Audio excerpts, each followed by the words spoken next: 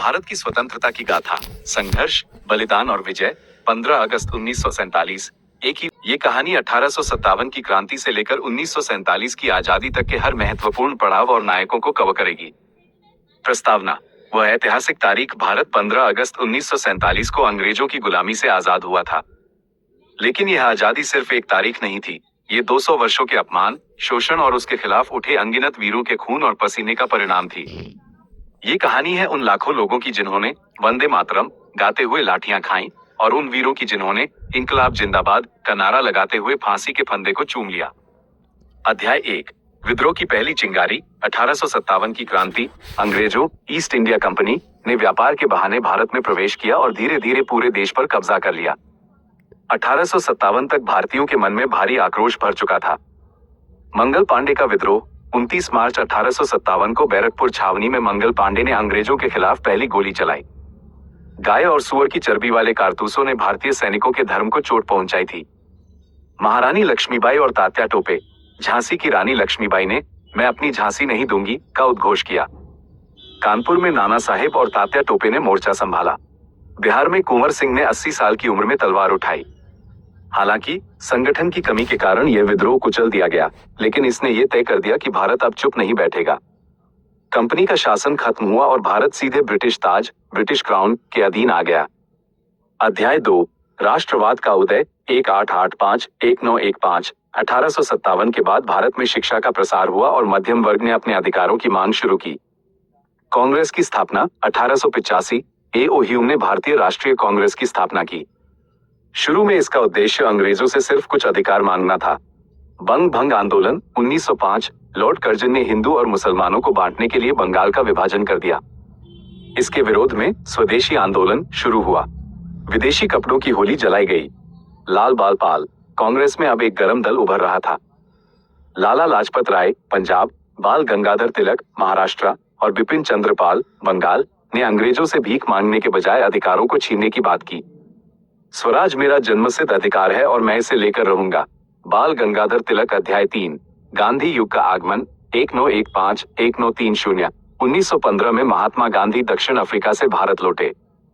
उन्होंने देखा कि आजादी की लड़ाई सिर्फ वकीलों और पढ़े लिखे लोगों तक सीमित है। गांधी जी ने इसे जन आंदोलन बना दिया। जलियांवाला बाग हत्याकांड। 1919। 13 अप्रैल 1919 को बैसाखी के दिन जनरल डायर ने अमृतसर के जलियांवाला बाग में शांतिपूर्ण सभा कर रहे हजारों निहत्थे लोगों पर गोलियां चलवा दी। इस घटना ने पूरे देश की अंतरात्मा को झकझोर दिया। रविंद्रनाथ टैगोर ने अपनी नाइटहुड की उपाधि लौटा दी। असहयोग आंदोलन। 1920। गांधी जी ने कहा कि अगर हम अंग्रेजों का सहयोग करना बंद कर दे तो उनका शासन 1 साल में गिर जाएगा।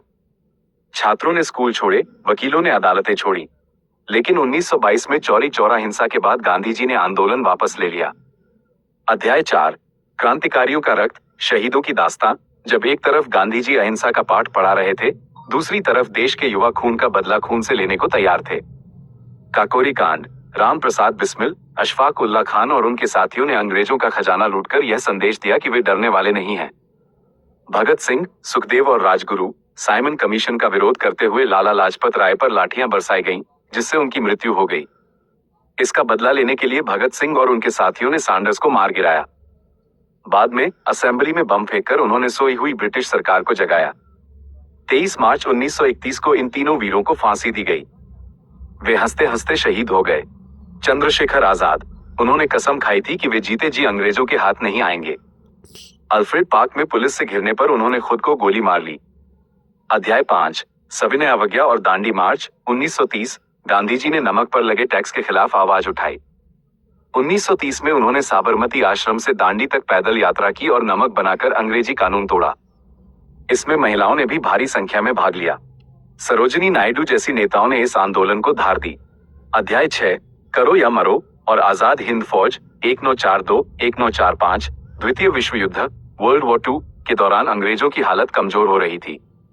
भारत छोड़ो आंदोलन। 1942। गांधी जी ने मुंबई के ग्वालियर टैंक मैदान से नारा दिया, करो या मरो, डू और डाई। पूरा देश सड़कों पर उतर आया। बड़े नेताओं को जेल में डाल दिया गया, लेकिन जनता ने आंदोलन जारी रखा। नेताजी सुभाष चंद्र बोस। नेताजी ने देश के बाहर जाकर आजाद हिंद फौज (ईना) का पुनर्गठन किया। उन्होंने जापान और जर्मनी से मदद मांगी। तुम मुझे खून दो, मैं तुम्हें आजादी दूंगा। सुभाष चंद्र बोस आजाद हिंद फौज ने बर्मा, म्यांमार के रास्ते भारत पर हमला किया और अंडमान निकोबार को आजाद कराकर वहां तिरंगा फहराया। अध्याय 7, स्वतंत्रता की ओर और विभाजन का दर्द। 1946, 1947, 1946 तक अंग्रेजों को यह समझ आ गया था कि अब भारत पर राज करना असंभव है। नौसेना विद्रोह, रॉयल इंडियन नेवी म्यूटनी ने यह साबित कर दिया कि अब सेना भी अंग्रेजों के साथ नहीं है। माउंटबेटन योजना, अंतिम वायसराय लॉर्ड माउंटबेटन भारत आए। मुस्लिम लीग, मोहम्मद अली जिन्ना ने अलग देश पाकिस्तान की मांग पर अड़े रहने का फैसला किया। देश में सांप्रदायिक दंगे भड़क उठे।